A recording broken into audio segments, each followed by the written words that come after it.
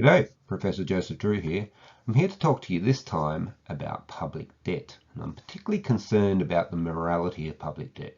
Now, this is a really pressing issue given COVID and the huge quantities of debt that have been racked up in the last year and a half at a faster rate than any time since World War II. It's also a very pressing issue for a lot of local governments who are burdened by heavy levels of debt. Now, debt can be used in a morally illicit fashion, but we have to be very careful about how we do it. And in this video, I will tell you how. So what is debt? A lot of people think it's a source of finance. It's not.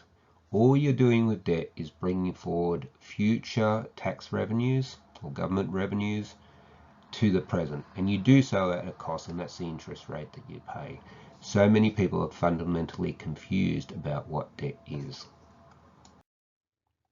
Now, there's some important concepts you need to be aware of with respect to debt. First of all, you need to be aware that there's two different types of spending.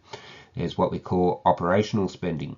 This is on items that will be fully consumed within 12 months. Things like staff wages and materials, consumable materials. Now, it is not morally illicit to ever fund operational expenditure through debt, because the thing has already been consumed before the future taxpayers are asked to pay for the debt to pick up the bill. It would be like me going to a slap-up meal, having a nice feast, not inviting you, but afterwards turning up with the bill and demanding that you pay it is completely immoral. Now, what we've done with a lot of the COVID spending, a lot of it has been operational spending. It's been these fiscal stimulus checks sent out to people and support for businesses, and that was all necessary and very important, although I think we went far too far with it, and we're now seeing the inflation effects of that. But it's immoral to ask future generations, my children or their children's children, will probably be paying back this debt, and they won't be able to use the item at all. It's already been fully consumed by the people who were beneficiaries of that stimulus. So that is a real moral problem, a moral conundrum, and it's something that we need to face up to. What we've done to future generations. We've asked them to pay for our meal that they weren't invited to. The other type of spending is capital expenditure. Now, this is spending on items of a durable nature. So building buildings, building roads, bridges, building IT infrastructure, buying vehicles, things like that. Now, that debt may be moral to put that debt on to future generations of taxpayers, because those items may still be in use in the future, so that would be reasonable. But we need to be very careful about how we do it if we're going to do it in a morally illicit fashion. And that brings me to this issue of intergenerational equity. I've heard a lot of ill-informed, ignorant commentary about this. So-called experts running around saying we must take on debt at the local government level, the national level, because it's necessary for intergenerational equity. The idea behind it is if we build a long life asset, say a bridge that's going to last for 100 years, the idea is that the people over the next 100 years should make some contribution to this bridge that they will get the use of. Now, there's two things that bother me about it. The first of all is that if we're not very careful, there won't be intergenerational equity at all. There's a thing called moral hazard, I'll go into it in a minute, which means that we'll end up skewing the game to suit ourselves and the equity just won't exist. But the other bigger problem is we all conveniently forget that we were the beneficiaries of public assets, long life assets, that were totally unencumbered, that had no debt associated with them by previous generations. So all of a sudden we're motivated and keen on intergenerational equity because it suits us. Back when we first became taxpayers and we got all these assets that didn't have debt associated with them, no one wanted intergenerational equity back then. So it's not only a dangerous idea, it's a very hypocritical idea. Now, there are some effects of debt. These are just the main ones. There's a longer list, but I won't go through all of them.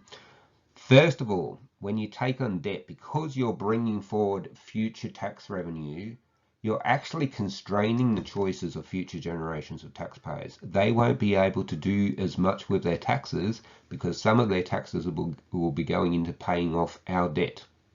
So that's a problem.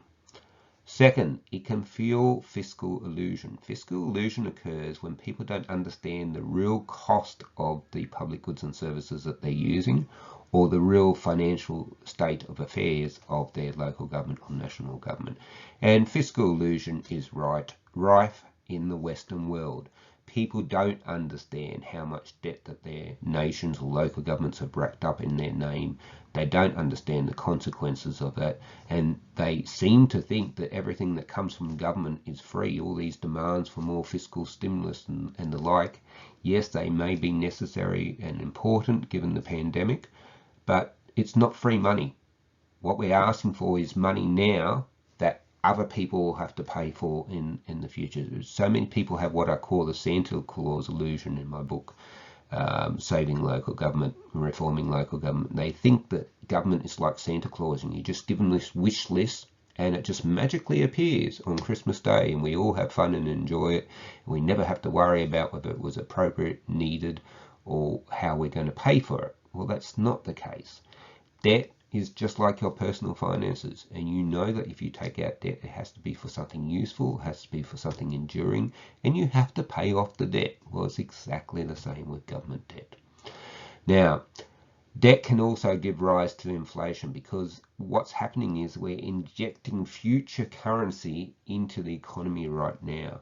And for many months, a year or so, I've been listening to this fantasy about how the inflation was going to be transitory and then it was going to be less transitory. And now people are saying it's going to be sticky. Let me tell you, and I was consistent on this from the very word go. I wrote to the Prime Minister and pointed out the effects of his policies 18 months ago. We will have high inflation and it will stay for many, many years. Just like we had high inflation in the 1970s. Hopefully not that bad. That's what happens if you bring forward future money and start spending it now. You get inflation. It's almost unavoidable in that scenario. And there's a significant potential for moral hazard. We can take on the debt and then change our mind about how we use it. We can take on more debt than is appropriate. We can burden future generations with operational spending, which is just totally morally inappropriate. We can do all these things because future generations of taxpayers get absolutely no say in the matter. And this is the way your private debt differs so much to public debt. In the private debt, when you take it out, you pay it off. In public debt, when we take it out, it's our children and our grandchildren and strangers that will be paying it off. And this is why everyone's so keen on public debt. But it's immoral. It is immoral to take on debt for things that have been consumed within 12 months. It could be okay to take on public debt for long life assets. And I'll go through the prerequisites for that in a few minutes. Now, one reason why debt is exploding in the Western world, and we're going up by trillions. We're now exceeding the world output, gross domestic product, in debt. And the reason why it's exploding is everyone's suddenly a disciple of Keynes again, John Maynard Keynes. Now, after the 1970s, few wanted to hear about him because that was a disaster, particularly in the United Kingdom, where they used debt to fuel an economic revival for political purposes, and then eventually got themselves in the ignominious position of having to go to the International Monetary Fund for a bailout. Everyone forgets those years. Obviously, a lot of people, I was only a toddler during those times, but I could read. Obviously, a lot of people who lived through those times are much older now. They're not making the decisions, perhaps, and perhaps the younger people have never bothered to read Milton Friedman and things like this. I don't know, but it happened before. It can certainly happen again, and everyone wants to talk about how debt is so cheap at the moment. And in fact, in some situations, it's negative, which means it's not costing you anything at all. But that is a ridiculous little fantasy where debt will stay cheap forever. Of course it won't. Eventually rates will go up to their long-term averages, and when that happens, debt will hurt a lot. So we need to stop being so self-centered. We need to stop thinking just about our needs and our problems in the present and start thinking about future generations and the future implications of what we're doing with public debt right now. So it is possible to take on moral debt, and it is, when you do so, it's in relation to those long life assets, bridges, buildings, things like that. But we still need to be careful, and please don't misconceive what I'm saying. I'm not saying we must take on debt for intergenerational equity. I'm saying it can be okay. That can be an excuse and a good reason for doing so. It's always going to be preferable to do in our collective finances what we do in our private finances, which is to leave the next generation better off than we were ourselves. I seek to leave my children with assets when I die. I don't seek to leave them with trillions of dollars of debt. That's how we act in our personal finances. I don't understand why all of a sudden when it's our collective finances we think, oh yeah, just rack another $1 trillion on there for our children, our grandchildren to pay for.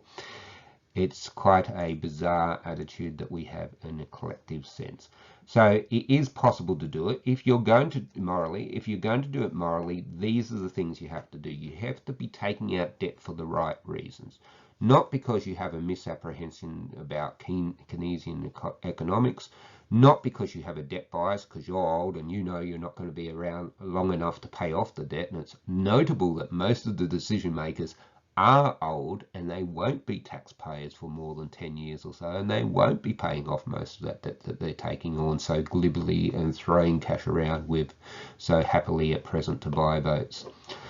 The second thing is the capital item, and it must be CapEx. It's just simply not, it's beyond the pale to use debt for OpEx. The capital item must have enduring value, so it must be going to last for some time, but it must also be something that people will actually value in the future. Taking on debt to build a monument to our current Prime Minister or something like that, the future generations aren't going to value that. Taking on debt to build our NBN network, I wonder if future generations will value that. I don't think future generations will always be wanting to use fixed line, and perhaps it will become redundant before many years elapse. So we need to be thinking about what would these people that we're going to force without their say to pay this debt, what would they actually want? What would they actually value? At least let them get some value out of this debt that we're hanging around in their necks. Third, the repayments must commence immediately. I know it seems pretty obvious. When you take out a home loan, you get your new house, you start paying your repayments immediately.